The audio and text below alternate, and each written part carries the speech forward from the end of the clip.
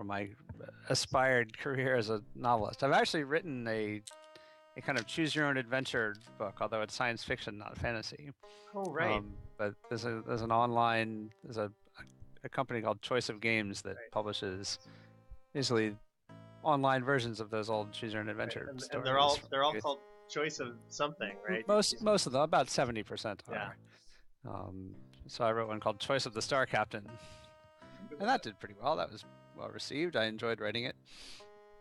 But now I am working on what ultimately will be a 4-book series, I imagine. And I've written the first one, and I'm now just kind of getting it tinkered and beta read, and hopefully we'll be publishing it sometime this year. And I've started the second one, and I have all the plot and everything mapped out to the end. So it won't be one of those cases where readers will wonder if I actually have a plan in mind. All my plot portions. So not that I'm going to name any names, but you're talking the J.R.R. Tolkien approach of writing all your backstory. Yes, all the backstory is in my head and off and on paper and ready to go. So I'm not worried about that. Have you crafted some fantasy languages as part of this? I have not.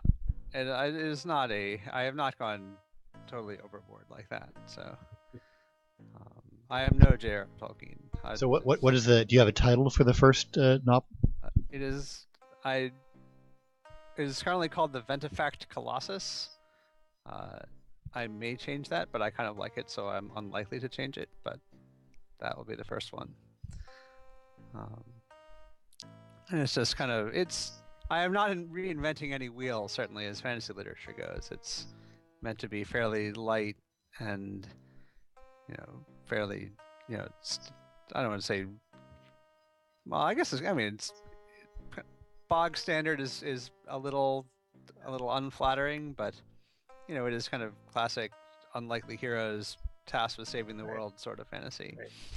Dorian is the king of self-promotion. This is why we have to do it for him. Yeah, so I really got to work on that. So.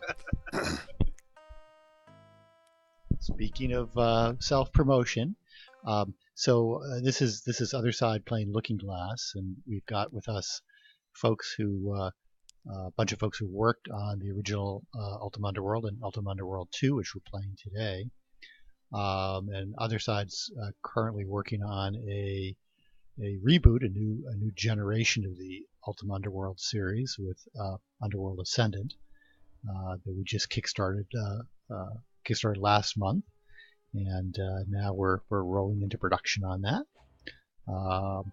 And we think it's fun for ourselves and our fans to go back and play these games that are inspiring us to take this forward. Do you want to elaborate a little bit of what we've been up to for the past month or so? Sure, I can jump in on that. So part of what we're doing, we're working on rolling over all the stuff that we did for prototyping and such that was necessary to prepare the Kickstarter campaign, and working on cleaning things up and organizing them in the way that they can actually turn into the final game project.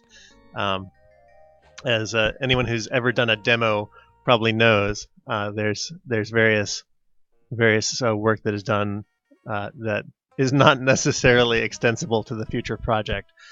So part of what we've been doing is just that kind of shifting gears and house cleaning. Also, however, we're doing some new concept work on a couple of fronts. One is fleshing out our trap system considerably more. And we talked a little bit about how it's very easy these days to have a physics system available to you, but we feel that a lot of games do not really capitalize on it in the way that they could. It's just sort of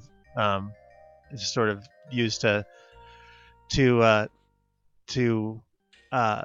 flesh out the look of the world, but the actual the physical interaction with objects is not necessarily what it could be, which is a theme that we talked about a little bit when we were playing the Ice World here earlier in Underworld 2.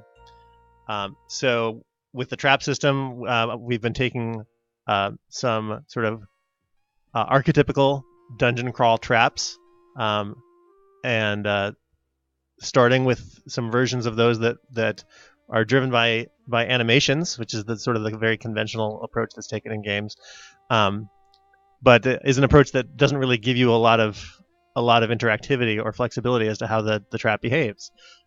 So retooling all of those to be fully physics driven, so that you can interfere with their works. You can have them interact with each other in ways that you don't have to script explicitly. So a launcher can launch an object that might hit a lever that will activate a swinging door that then hits some other object. All of that just comes naturally out of the physics system once you have the devices hooked up to actually use it.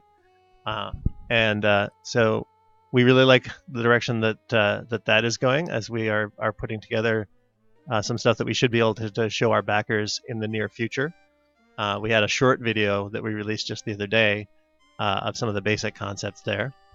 In addition to that, we are doing some new prototyping on the rendering side in response to the recent release of Unity 5. We're going to be assessing both that and the other sort of state-of-the-art options available to us. And so really liking some of what we're seeing with Unity 5's physics-based rendering, which is what PBR actually means. If you caught us earlier, completely mocking what that means. So yeah, the new standard shaders in Unity 5 are able to give us some really powerful effects much more easily than in previous versions of the engine, and we're going to try to have some. We've shown some of that as well to our backers, but only just sort of scratched the surface. And we're going to continue exploring what's available to us there, and probably have more to show there as well in the near future. So when you say physics-based trap, so me as a player, I come in and instead of just like looking for the lockbox and disarming it, this opens up the ability to other options for making it not work. Yeah, absolutely. I mean, like the consequence really of a conventional approach on those traps where they're just driven by an animation is that animation is going to do what it's told to do, come hell or high water, right? And in the context of a physics system, that means if there's an object in the way, it gets pushed out of the way with essentially infinite force, right? Nothing is going to change what the animation itself does. So by contrast with the traps hooked up to be driven fully by the physics system, if I see one of our examples is a swinging pendulum trap. Well, if I can put a sufficiently massive object in the way, then that's going to block that pendulum, and I can create a space for myself to bypass it. Or if I try that and the object is not massive enough, the pendulum will be able to knock it out of the way. So you actually, as a player, you have to experiment with it as well. The triggers that we have hooked up, levers work by actual physical forces moving from one position to another. So if I'm in the middle of a running combat and I happen to stumble into a lever, well, something's going to happen. Similarly,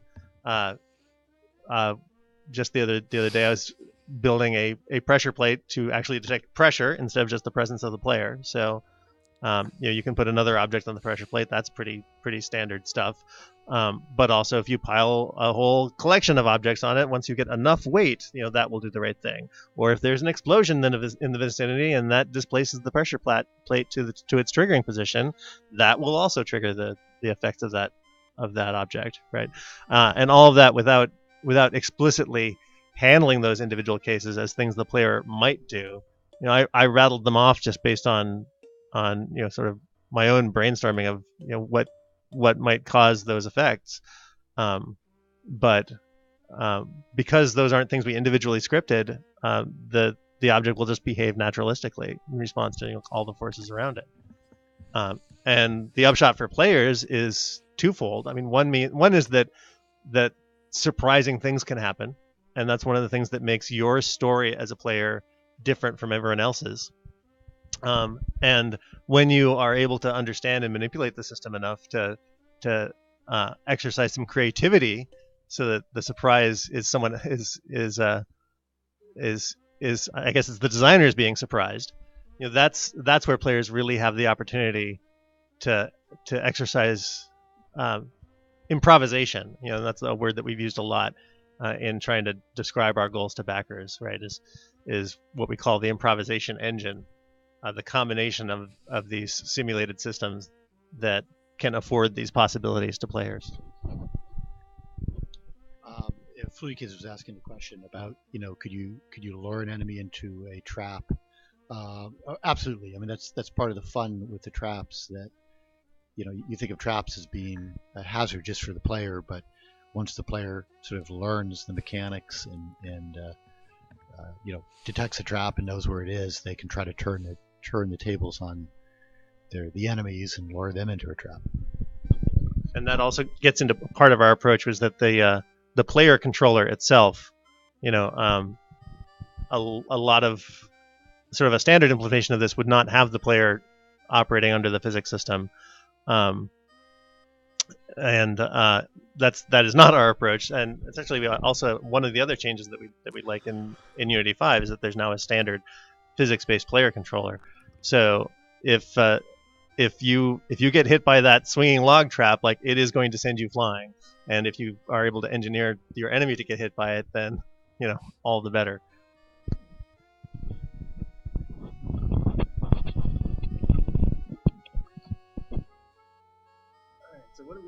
Where are we now, Will? So we're back at the castle. Just got through the ice caverns and the floating castle. So now I'm gonna actually level up my skills by talking to some of the trainers around the castle. So all the NPCs in the castle, each one is a specific trainer, and I'm trying to remember which one trains in what. I see a question on the thread. How much of the thief-style audio system alerting AIs are we going to do? It's very early still in terms of design of the audio specifically, but certainly the consequences of that, where AIs are in communication with each other, and they can have chain reactions of information and the kinds of interesting things that happened in Thief. That's definitely another core element of the kind of simulation-based approach that we've been talking about. And more specifically, one of the things that we did in Thief, where sounds carried meaning whether they were uttered by an AI or not, right? So something that sounded like clashing swords, they would respond to that, and so that could be something that happened just as an outcome of the physics system, right? And so we have now one system in communication with another system, leading to overall richer set of possibilities. That's something we're very much committed to. So, Dorian, just to catch up, so what games did you work on following, after Looking Glass? I went straight from Looking Glass to Irrational. In fact, I had gotten an offer to jump ship to Irrational even before Looking Glass went out of business, which I declined because I was enjoying Looking Glass quite a lot. Tim was actually my housemate at the time that Looking Glass went under, and I was traveling abroad, and he called me in Scotland and said, "Hey, when you come back, don't go to work." So I went to Irrational and I worked on a game called The Lost, which I don't believe ever saw the light of day, certainly in the incarnation I was working on. It was truly lost. It was, I think it actually got, the assets got picked up by some foreign company and turned into something years later. But, and I did some voice work on Freedom Force. And obviously I worked on System Shock 2, I guess, but that was technically while I was still at Looking Glass. And then I worked on BioShock. And that was kind of the centerpiece of my body of work at Irrational. And how did you find working on BioShock as a game different than the Looking Glass games?